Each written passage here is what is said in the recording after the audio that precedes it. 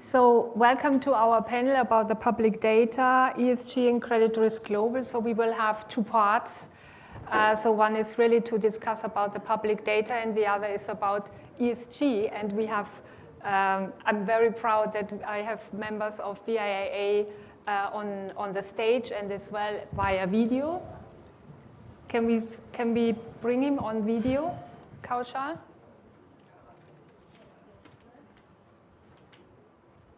But in the meantime, so what I would like to introduce first BIAA, or Business Information Industry Association.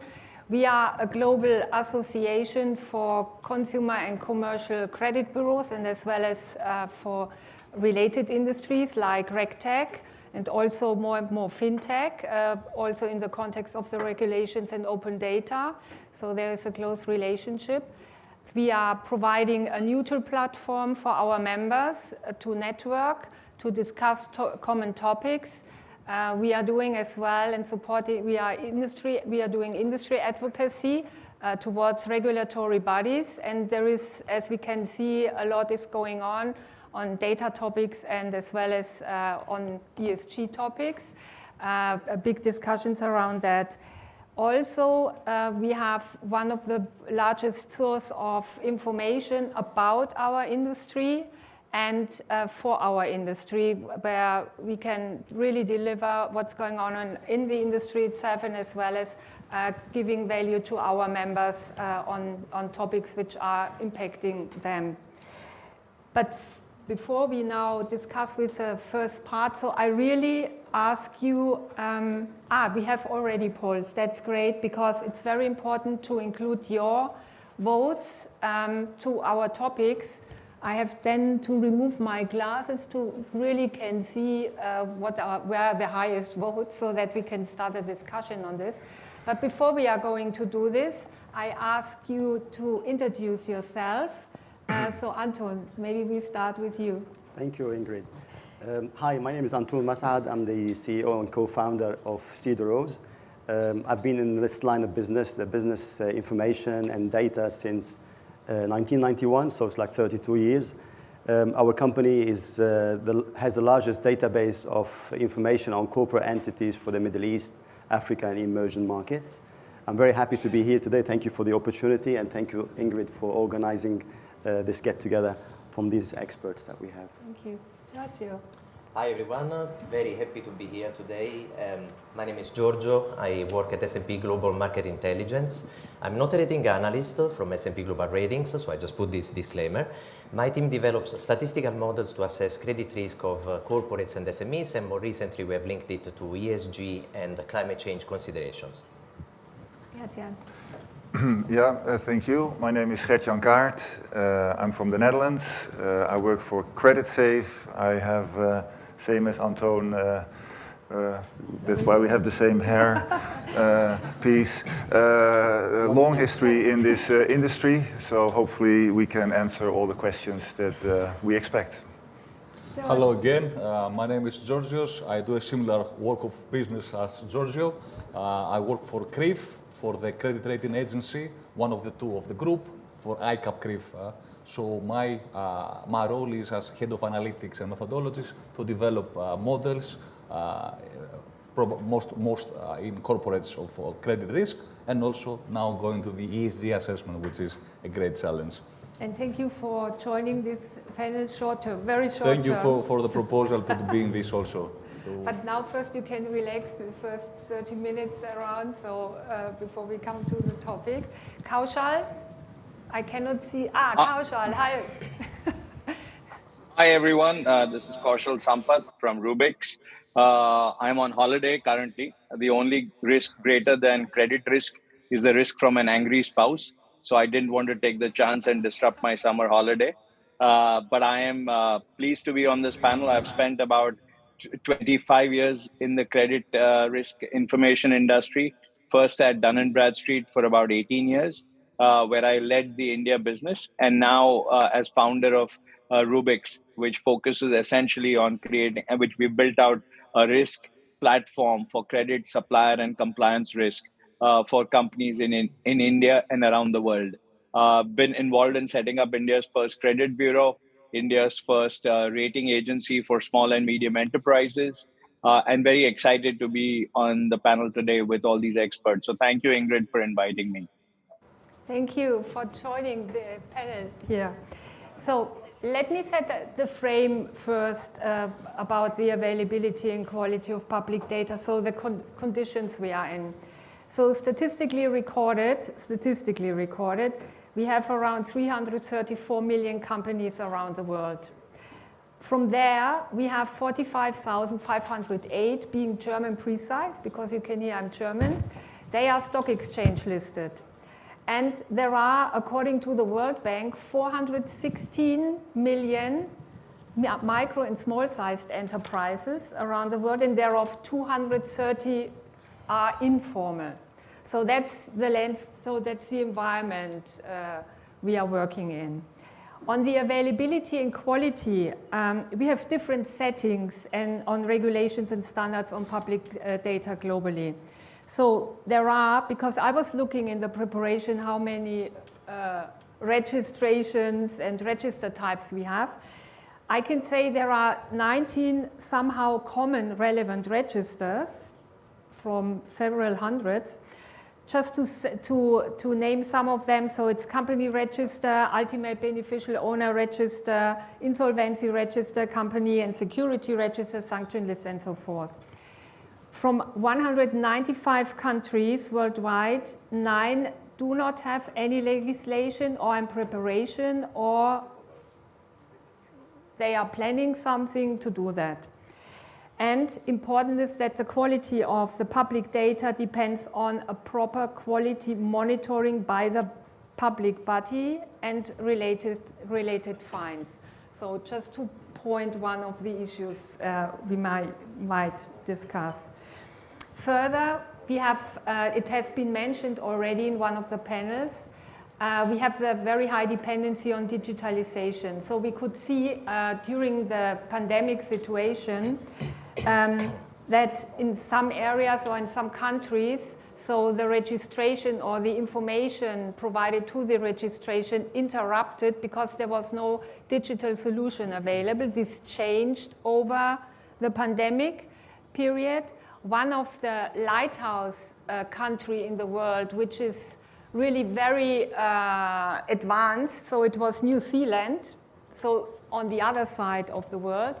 They have online public registry since 2008, so everything worked properly. Coming from these conditions, and now let's have a look at our votes, what we have now. Maybe we can show it again, because it's important. I cannot see it really, so okay. We have on completeness, relevant information. So yeah, there are challenges. The timeliness, yes, and less. It's interesting about the availability.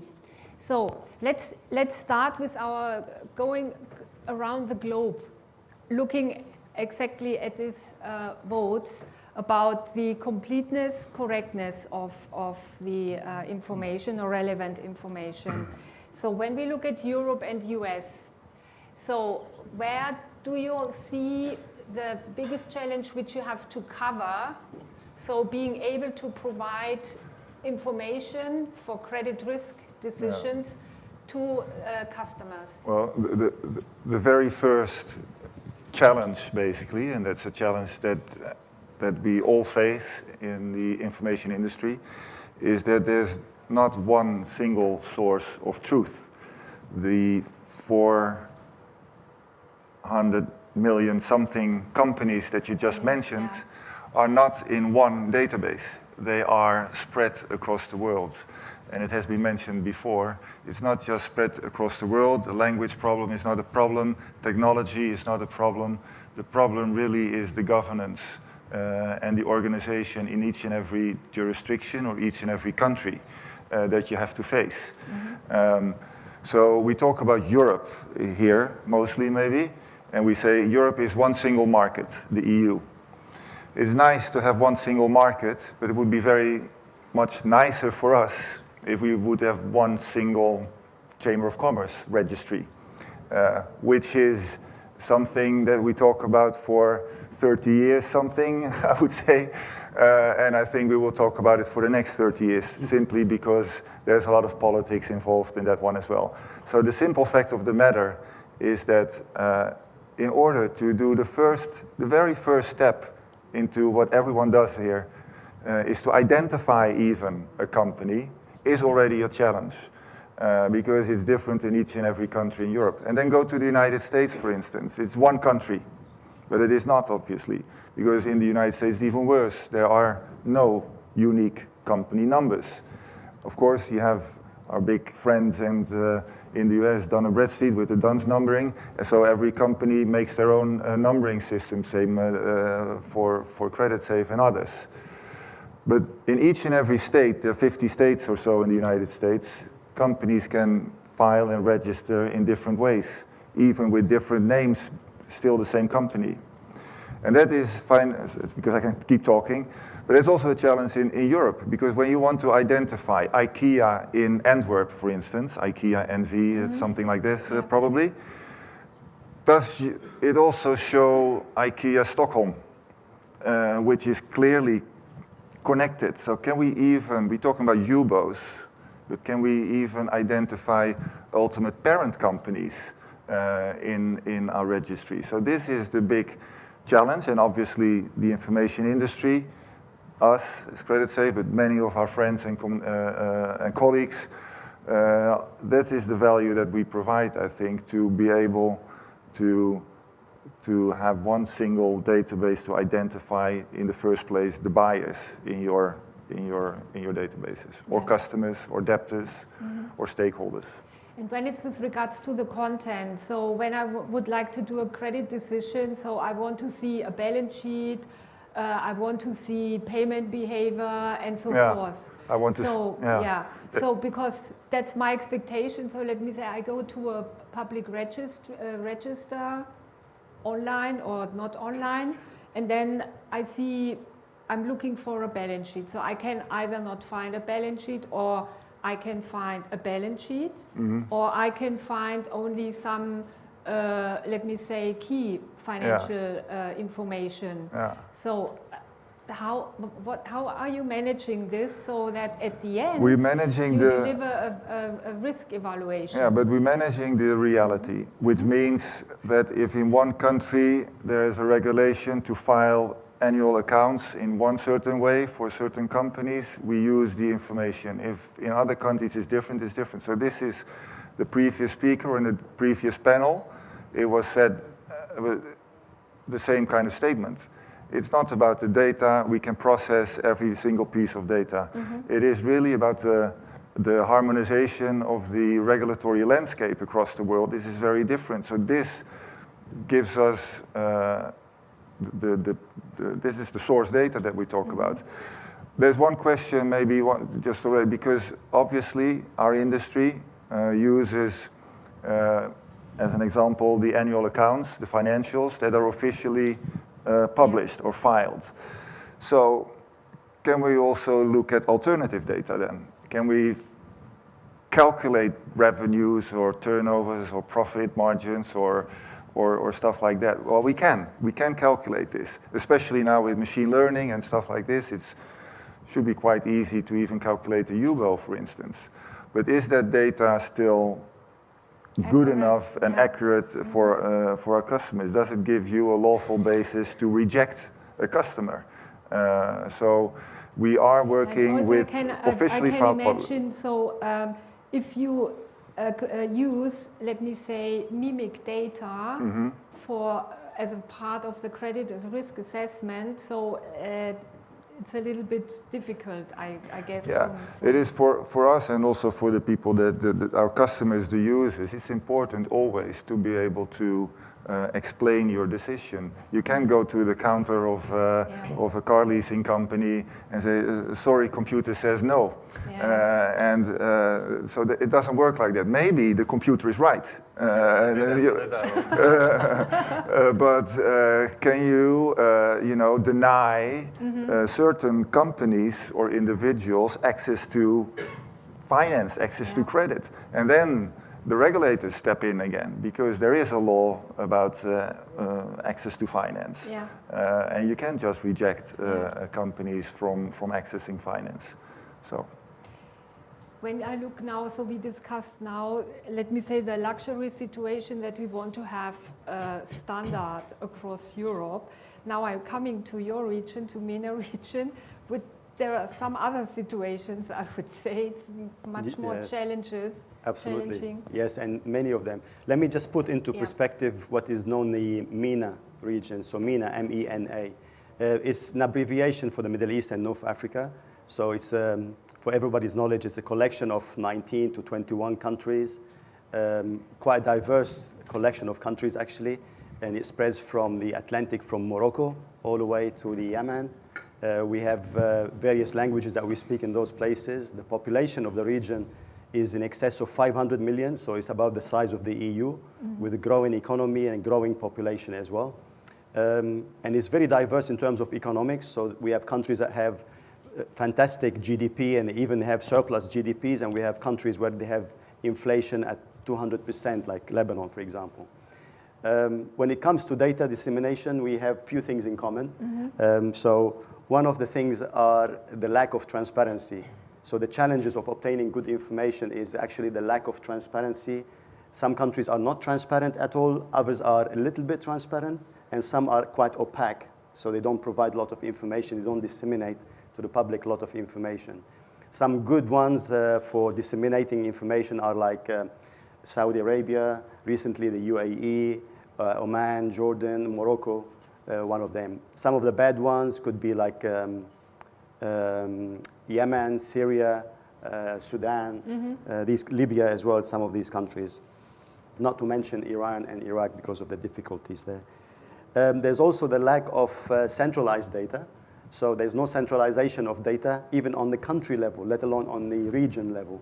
So you have countries like the United Arab Emirates, just like the United States, it's a federal government, 7 emirates, 7 different registers of commerce for those emirates. And in some of those emirates, that's 40 or 50 free zones. So it adds on to the jurisdictions to add. So some people say they cover the world, the way they say it's 230 jurisdictions, 240, 220. It's because there are multiple jurisdictions for offshore company incorporation. And there's also the lack of infrastructure as well. So when it comes to data and to technology for both of them.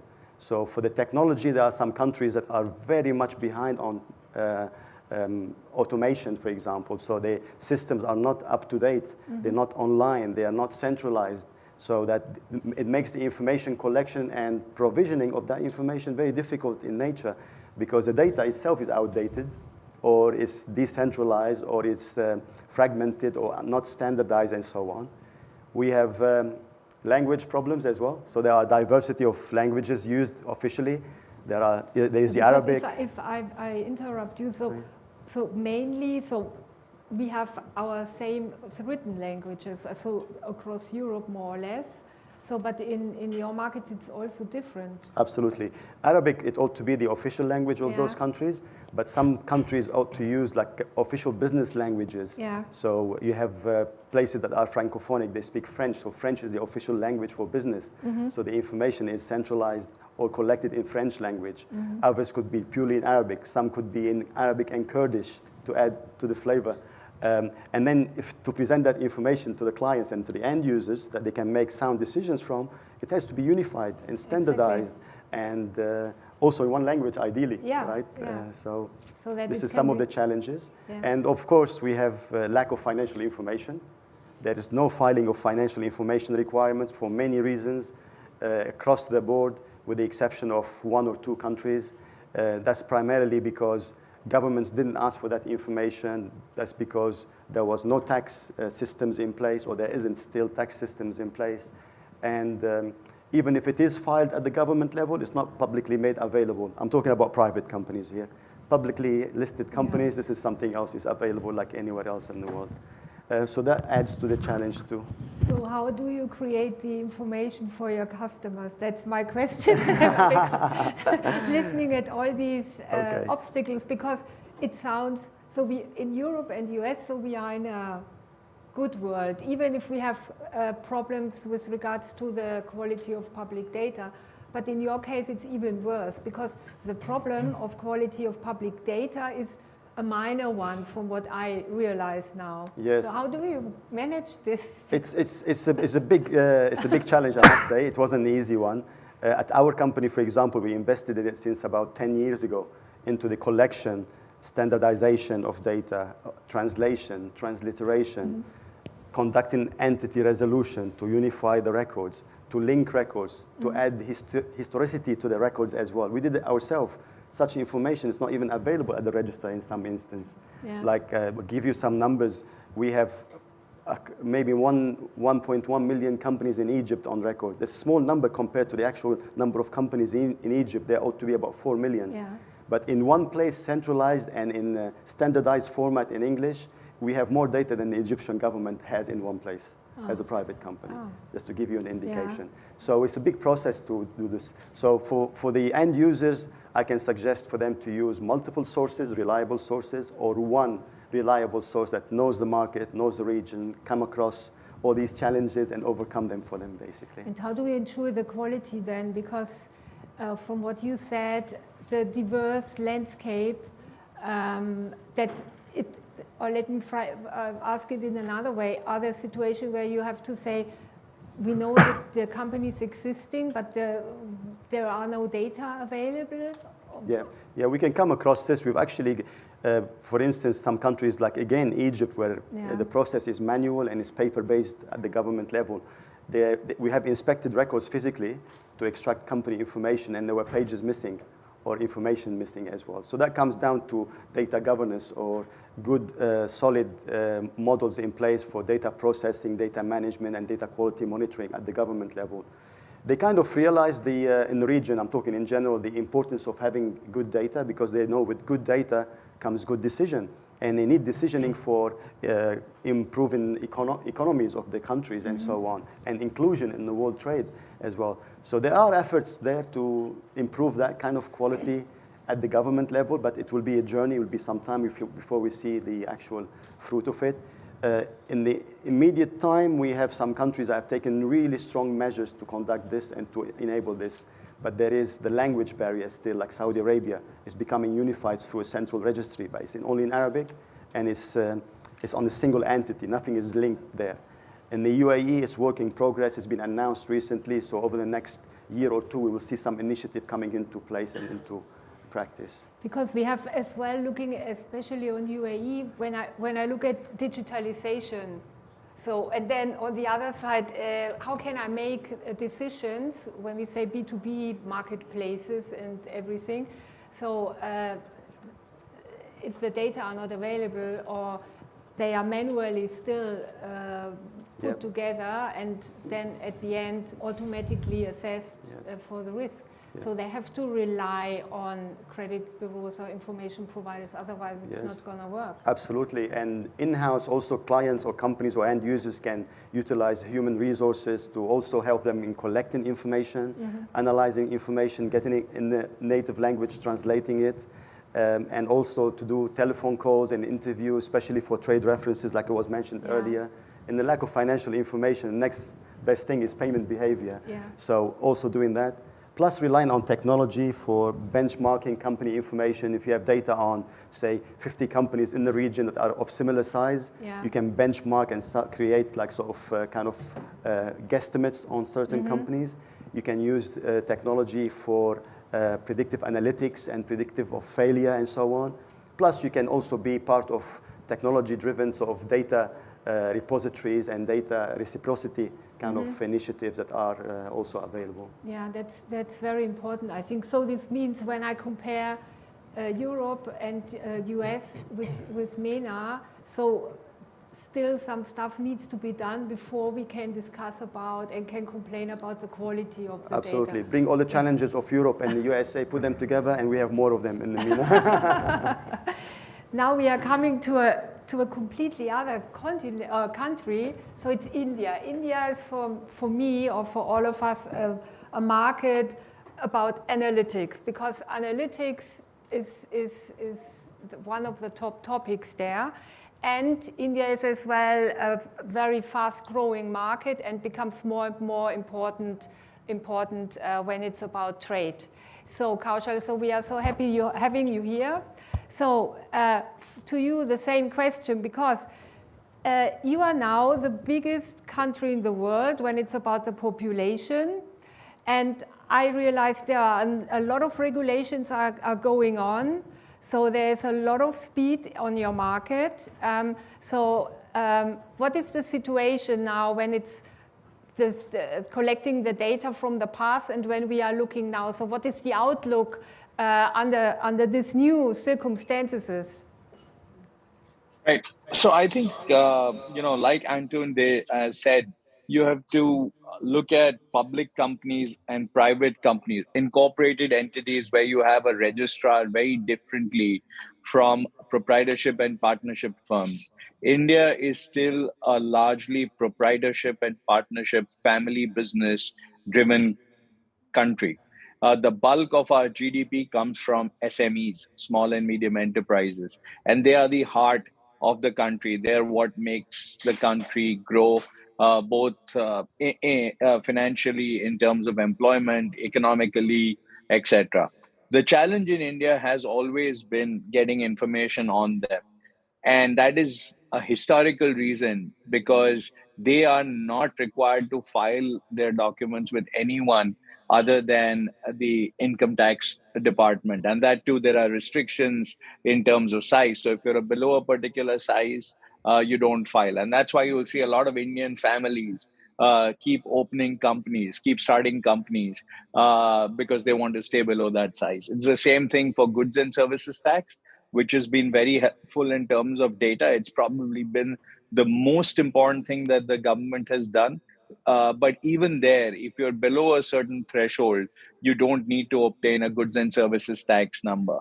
And that becomes a challenge. So I think for India, if you ask me, the single biggest challenge is essentially to get financial data on proprietorships and partnership firms who make up the bulk of the country's companies. And for that, at least at Rubik's, what we do is as Gertjan mentioned, as Antoun mentioned, analytics becomes, and as you mentioned, analytics is the key. So we use estimation models and benchmarking models to give us the size of a particular business and to create a pro forma P&L, a pro forma profit and loss account, which gives you the GP, which gives you a expected net profit margin and the approximate size in order to give us some information about the entity. The other challenge that we have is a deduplication challenge. Lots of entities with similar names. We have over 30 states. Every state, you can set up a company and have the similar name, especially if it's a proprietorship firm. You don't have to check with any single source. If you're a incorporated entity, you can't get the same name. But if you're a proprietorship firm, say Kaushal Traders, there can be hundreds of Kaushal Traders in the country. So deduplicating that, coming up to that one golden record about that entity, adding information about the family, the promoters, the proprietors that own it, is very critical. And that's why local knowledge becomes extremely important in a market like India, Ingrid. Thank you very much. When we look at the part of on the quality then of the models, because you said you are doing estimates, so how they are accepted within the credit risk assessment as well. So I'm not sure, unfortunately I don't know whether, there are credit insurance companies there as well. So how do you manage this situation? Because credit insurers, they have the same situation when it's with regards to company data, and on the other side, they are using the reports when we come to the unnamed area, so that it's proved once there is the risk evaluation X, so then fine, we accept this. So how do you manage this with the credit insurance, or how they are accepting this? Or So Ingrid, that's a great question. And credit insurers or bankers or any lenders, anyone who provides trade credit insurance will want to check your model against the probability of default, right? So you have to do a lot of probability of default modeling. What are the defaults that have hit a database of, say, we have 2 million businesses on which we built the model. Like you said, India is the largest country in terms of population. So we're also one of the largest countries in terms of number of businesses. So we used 1.5 million records to build out our probability of default model. We looked at 256 industries and sub-industries. And we said, what is the probability that this company will default based on similar parameters, etc. And we have a team of PhDs and high-end analytical analysts who focus on credit analytics in order to do that. What we do is, once we've done the probability of default modeling, we present those findings to credit insurance companies. Credit insurance companies in India are also working with the same challenge. They have zero data on any of these entities. So they're happy doing credit insurance for the larger companies, but the SMEs, which are critical, are left out. So when they get the probability of default models and they see their own experiences over time, they begin to accept the models in certain industries. There are certain industries they won't touch. For example, gems and jewelry. It's a high risk industry. You may have the best model in the world, but they will not touch it. But if you look at retail, if you look at agrochemicals, if you look at chemicals, you look at steel, they are willing to accept those models in the absence of anything more. And again, you build in, like Antoun said, you bring in data from social media, you're bringing in bankruptcy data where available, you're bringing in, very importantly, check bounce. So we have all court data. And that's something that we bring in onto the table, into the model. Is there court data? How serious are the court cases against the company? We capture every court case in the country from the lowest to the Supreme Court. And you get that, and you package this all using alternate data. What are employees saying about the company? What are their salaries late or on time? You see a lot of that on social media now, on Glassdoor. People are talking about all our companies, right? So we go and we mine that, and based on that, we come up with the risk score and we come up with the estimates. And on that basis, that the insurance companies, banks are willing to accept to a very large extent, I would say. And so far, our journey has been very good. So we've been, right from the beginning, we've been digitized and we've been credit analytics focused. That's been our approach. We don't want to follow the standard, let's do a site visit, let's try and do all of that, because that's not scalable in a country like India, which is why we set up Rubik's in the first place. Yeah. When I listen, but as you said, we are using social media. So for me, as a European person, and other countries who are having a regulation like GDPR, so it's like, so we are not allowed to use it. So this means, so you have the availability of other sources you are allowed to use within your regulation. So that's a good topic on one side. On the other side, so I have to say this as well. So yeah, it's about data ownership, but it's another discussion. So here it wouldn't be possible to use this kind of data. Yeah. So just one point, Ingrid. Data privacy looks at the data of an individual, right? So we are getting data privacy legislation. Our law goes into effect in July, I believe. The issue is not, if you're looking at aggregates of data, metadata, you're allowed to use that in your models. So, that's the smart thing to do, that you're able to use aggregates rather than a specific. So there's a workaround. It's not as effective as knowing everything about Ingrid, because I can't know it. But if I can know something about people in your town, people in your socio-economic strata, I get some aggregates, and on that basis, I build a credit profile. And that credit profile then can be used to score your risk. So I think that's the approach that our industry will have to take in some sense. Mm-hmm. Thank you. Coming back to MENA region, because we are very familiar with Europe. So as a last question to this public data topic, How is it with the use of social media information or the metadata around this in this area? Okay. It's again like Kaushal said as well on the individual's data. I mean, don't forget in the first instance when an individual put their data on the media, on the public media or social media, they have actually published that information themselves in the first place. So we're not getting information that is not publicly available in the first place. Secondly, within line, there's a separate discussion that can be on data protection and GDPR. It's all about purpose of the information, usability of it, access to it, and how and why and for what purposes and so on. I forgot to mention this limitation as well on this frame setting. In our region, it's actually working against us as well as data providers because there are now strict data protection regulations when there's still no public data available on the corporates and information on the companies. So they are restricting it in that way as well. But we didn't cover China as well, so China could be another region which is similar or nearer to us in our region. I have some information on it which tells us that the information in China today is, well, we are faced with three main challenges. The first challenge is on the government control over the data, what can be controlled, what can be disseminated, and so on. Two, the regulation and data protection is quite strict, so it makes it very difficult to whom you can obtain information for what purpose and to share that information, including corporate information and financial information, which can be considered as private. So you need to get the person's or the company's consent to access that record and that information. So this is similar to this kind of So it's topic. even more strict as we have in Europe. Yes. And then you have the language barrier because it's strictly in Chinese, so no government websites are available in English, for example, to get that information. So it's quite challenging to obtain, but they do have centralized data in one place, and it's accessible in one place in Chinese language. But you have to ask.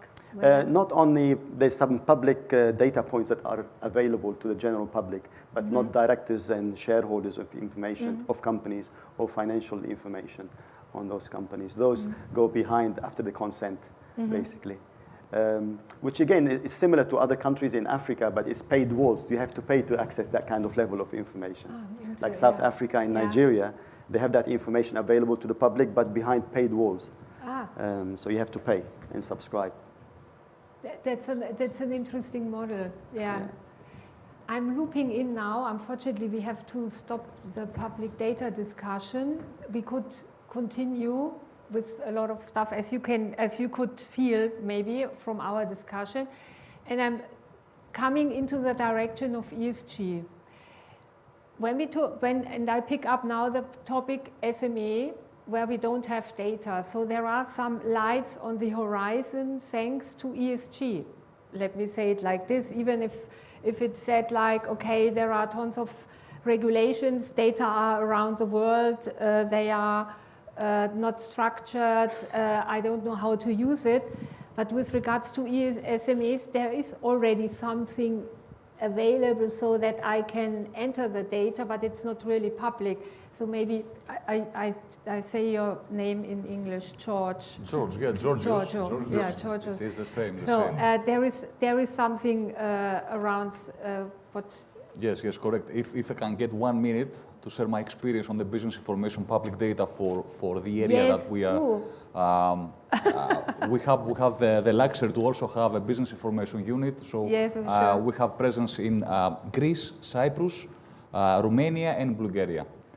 All of those are European countries, but they have different problems regarding those data, as they was pointed in other places of the world. For example, in Cyprus, there is no obligation on public financial data, so we have a database of 150,000 corporates which are active, known active, but there's no data.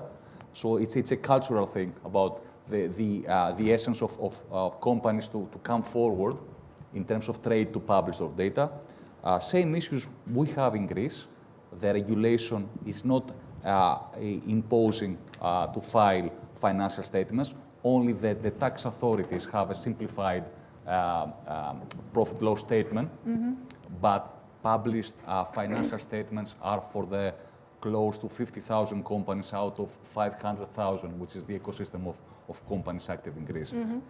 The other way around, for Romania and Bulgaria, all companies are obliged to file. They do file in an automated way, so the data are there, publicly available.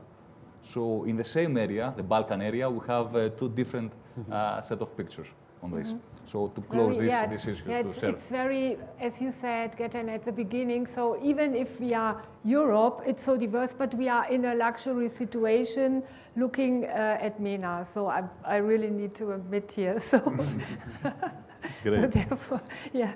But now I'm looping in. So we have to stick to the time. Looping in. So to the SME. So as I said, there is a light on the horizon where ESG is supportive that that data can be collected or data are collected anyhow. So maybe you have some words on this, what's going on around. Yeah. We as CRIF are trying to have what we call an ESG data lake. So we gather information using business information to calculate ESG data needed for the companies that are not let's say, putting out there on the market, either in terms of compliance in reports they produce or other because they are not obliged to do. So we have built advanced analytics using sectoral benchmarks to complete this data, which is not available for a company level information. So as you understand, this is an ongoing process since our database is getting stronger and stronger and validated after we have also digital platforms that could, that can, let's say,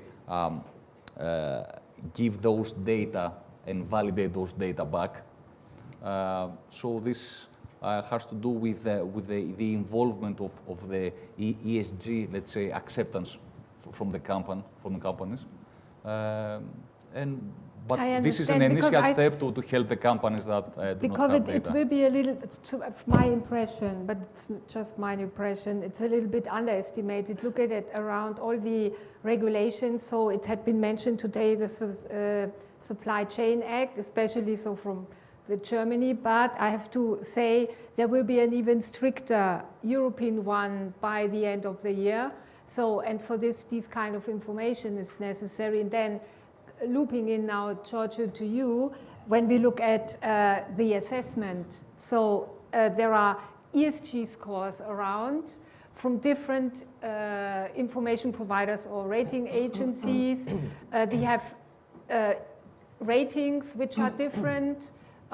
Everybody, so there is no regulation so far in place. And then we have on the other side the credit rating. So I'm lost. So as a credit manager, I would be lost. So what is the suggestion here, how to navigate this world? So, thank you for the question. Okay, no pressure here. So I think it's a very relevant one. We can see there are many companies offering ESG scores, very different. I saw recently even on Twitter a comment by Elon Musk saying, oh, it's unacceptable. Tesla got a rating of a very bad rating from the S&P Dow Jones indices for the ESG part, and tobacco companies get much better ratings. Well, first of all, I would say we need to caution this. So ratings is a strict word that we use only in the context of S&P Global ratings. And we talk normally about scores. Then the second thing is, to your point, definition of ESG. What does it mean, ESG? And even if we had an exact definition of ESG, let's say it's the best company in the world that complies with all these things. How do we measure these things? Do we use a relative measure in relative terms, as we do, for example, on the S&P Global Dow Jones Indices side, just by ranking companies in the same industry against each other, and then Tesla can be the best one in its own industry, but still worse than a tobacco company relative to its own industry? Or do we do it in absolute terms? And this is something very critical. If we want to do it in absolute terms, we need underlying data. Data quality is something that Giorgio was mentioning just before today in the morning. Standardized. They are not standardized. Coverage. We have, for the rated universe, only 4,500 companies that are rated by S&P Global Ratings. What about all the other 334 million plus companies that we have in the world? How do we do it in a quantitative from a quantitative standpoint? I think I've been probably a bit used to what we have in our company. I don't want to do a sales pitch, but we have Sustainable One. It's a division of S&P Global that does collect information, for example, on the E side, on the environmental side, on the emissions of companies. Scope 1, Scope 2, now they are working on a model for So what is Scope 1 and Scope 2? Because we have no lost on it. clue. Okay, so Scope 1 are the direct emissions of me as a company in the normal operations. So whenever I produce something, I basically consume, say I'm an oil and gas company, I'm producing actually emissions, CO2 emissions related to the operations, direct operations. Scope 2 are the emissions coming from the fact that I need to heat my buildings and I need to consume gas and electricity. Scope 3 are the indirect emissions coming from my supply chain. So I may be an oil and gas company that is dealing with another company, I don't know, in the food industry, and the food industry is actually using plastic wraps. Those are Scope 3 emissions. These are very critical because it's very hard to quantify. On the other side, I would argue that it should be, in my opinion, if I were a regulator, less of a concern for the simple reason that my Scope 3 emissions, when I deal with some of you, are your Scope 1 and 2. So provided you as companies try to reduce your own emissions, the Scope 3 emissions that I'm financing as a bank should decrease naturally and virtually, so to speak. Reality is that regulators are asking about reporting, no? TCFD reporting, it's the Task Force for Climate-Related Financial Disclosures, then you have TFND, so Task Force for another nature-related financial disclosure, so you keep seeing more and more evolution of these things. My point is that we have, even if the definition is clear and what we want to measure is clear, say emissions, we have another challenge. That is, how do we measure these things correctly? I make an example. Now, in a few minutes, we're going to go for lunch. You're going to have a coffee after lunch. Do you know what is the carbon footprint of a cup of coffee? I did it, actually, I checked actually on ChatGPT because it's very cool, no? And the answer was actually quite stunning, no? I also did it old style, no? Googling it. What is the carbon footprint of a cup of coffee? Between 20 and 40 grams of CO2. Is this a lot? Is this a small amount? No, it's not. Except for one detail. Every day, 2 billion cups of coffees are consumed every day in the world. You multiply it by the number of days in a year, you arrive to 100 megatons of CO2 emissions. If this was an atomic bomb, probably my ex-colleagues from Russia, because I'm an ex-physicist, by the way, they would tell me that they could wipe out completely the United Kingdom in a few hours with a tsunami that is 30 meters high, 300 kilometers, blah, blah, blah. Because of coffee? No, certainly not because of coffee.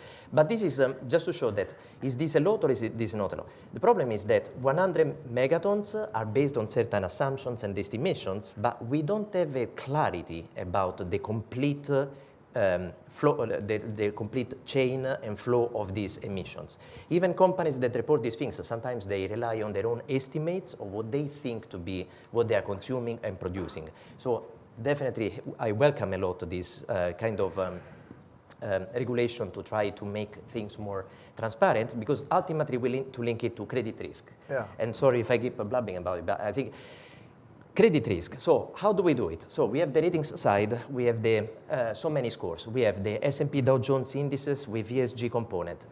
I don't want to comment too much about it, otherwise I get fired by my company. But yeah, in general, I would say that there are so many scores. We have the ESG scores from Sustainable One that just look at the sustainability of a company. Then we have, and this is what I welcome a lot, the ESG credit indicators. What is material for credit risk purposes? And this is exactly what we need, and this is what in my team we use from the rating side. We take these ESG credit indicators, material for credit risk, put them in our statistical models and try to, with advanced techniques like Giorgio was mentioning before, to cover the remaining companies that are not rated. But this is not the end of the story, because then on the E side, regulators are asking, okay, but yeah, you have the assessment as of today. What about in 30 years from now? What about the transition to greener technology, all these things, and physical risk, bread and butter for insurance companies? And there is, I think, another crux to the point, and then I stop blabbing, so stop me. But I get excited about this. It's we need to do all this kind of scenario analysis. No, the regulators are asking, do scenario analysis over 30 years.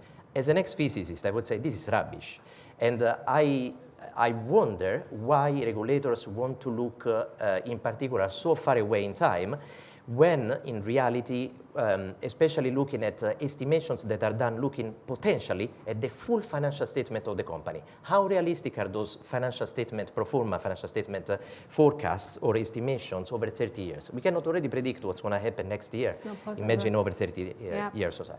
And just to conclude, What we use normally on our side, quantitative models, bottom-up analysis. We say, okay, if the carbon tax in the next 30 years increases by $1,000, say in a certain country, for ton of CO2 emission, then we can calculate what is the impact on the cost of the company, the revenues, and we can try to do a bottom-up analysis. Is this backtestable? No, because this is the first time we have ever started to do this transition to a greener technology.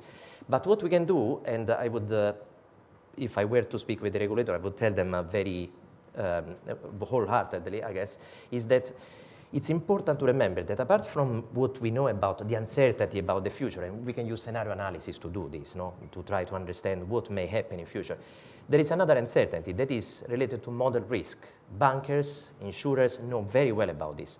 What assumptions have been made in the use of this data to arrive to an estimation? This is why we don't have in our company one single quantitative model to assess the potential implications of climate risk on credit risk, but we have two, actually, that use different assumptions that try to cater for maybe smaller companies where we don't have the information. We know that it is very hard to collect them, and they are not standardized. We need to cover with benchmarks, other estimations, and maybe one more advanced for companies where we have a lot of information, but there are so many assumptions anyway that I would say use them both and compare the outputs and get comfortable, embrace the uncertainty of the outputs of these two models. Stop. That's okay, like a way. But it's okay. So this gives us a lot of insight as well that there are, what are the issues around while rating agencies are really trying to serve the customer and to give the information. But still for me, so now the last question, because Griff has as well the rating agency, for me it's not clear. Credit ratings and ESG ratings. Is it or will it be the case that the credit rating will disappear under the ESG rating? Or do I have to have two ratings? Because as information providers as well, or as a rating company, do I need to have the credit rating and ESG rating? I think that the need is to have two ratings because they tell a different story. The credit rating refers to what is the probability of default in credit events.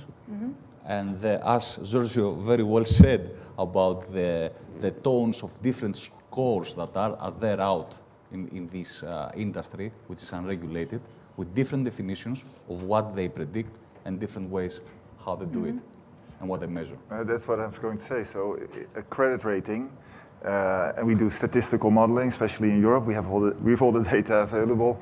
So you typically look at the default definition. And in this room, if you look at credit management in challenging times, we assess millions of credit decisions every day based on the scorecards and the scores that we use, all of us use, and we provide as an industry.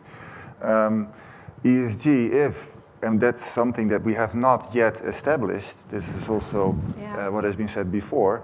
We don't know on the short-term trade credit decisions, what is the impact of an ESG score? We don't even know what the ESG score is. So does ESG scores have an influence on the creditworthiness, short-term creditworthiness of a customer, of a buyer?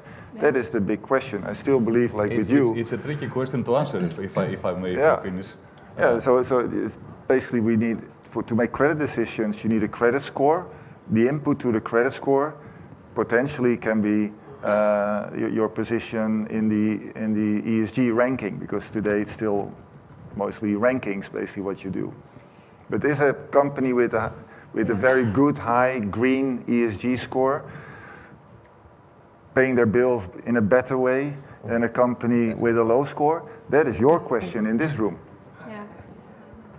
Yeah, great. It's a good thing that you mentioned this, because it has to do with everyone's perspective regarding the ESGs about the environmental, as I said. If I can trick the question other way around, if I told you that my model has excess materiality on the credit risk on the G factor on your industry, I could predict the probability of default easily. And I could show the correlation of that, because, for example, as I said earlier in the previous panel, different sectors and locations for the companies have different materiality connections regarding the credit risk of the ESG criteria. For example, an impact on the food industry, food safety label could harm not only the reputation, but could have short-term financial losses in terms of sales decrease. And this could sign up. And also regarding physical disruption, physical risk. But as long as the ESG is not in our default definition, which is default of payments on short term, whether it's a bankruptcy or another default, if you don't put it in our default definition, the credit score will not tell you anything about the ESG position, unless really, if you drink a lot of coffees in your company, you start to pay your bills in a better or worse way. Or it becomes the G of ESG, so we don't know. Yeah, Kaushal? Yeah. So yes. One last point, and it's yours.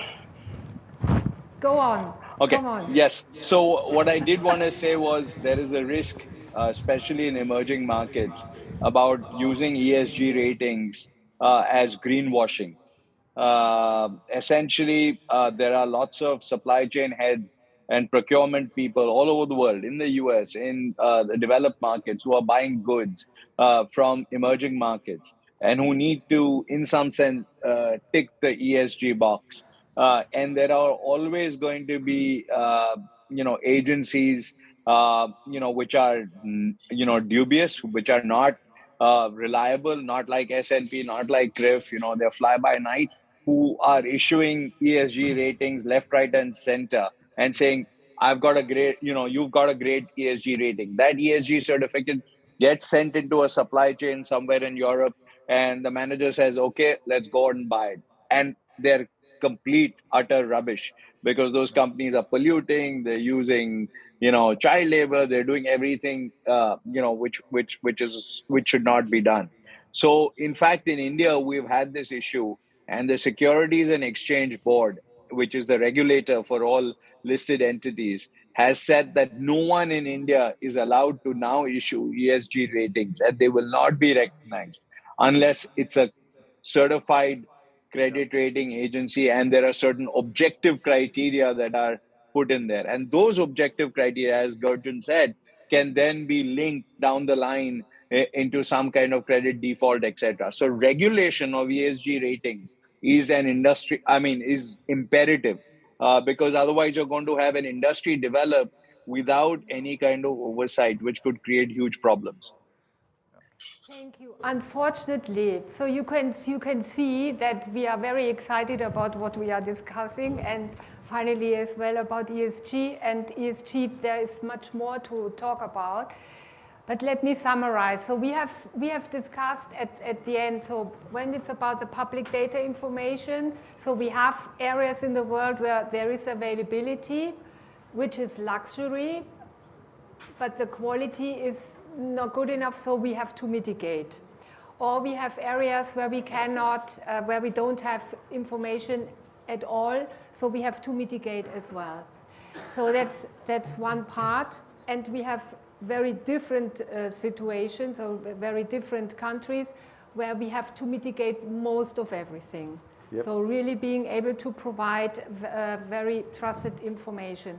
And then we have the ESG topic, where we identified also during the day, there are a lot of open points. So we are trying as an industry, or the industry is trying really to be very close to regulations, or influence the regulations, so that we can come on speed, so that you as a credit manager can really use it step by step in a trusted way to fulfill the obligation you will have in the next, no, it's not very near, in now and in the future.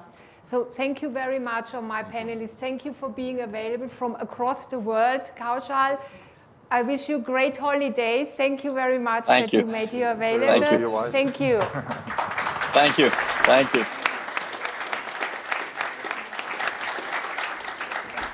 Lovely.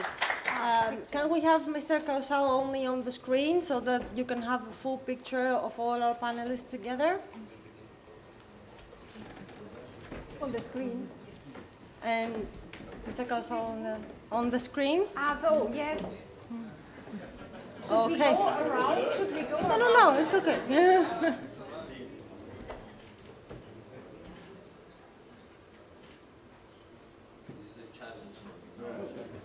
You are a good photographer. You should manage.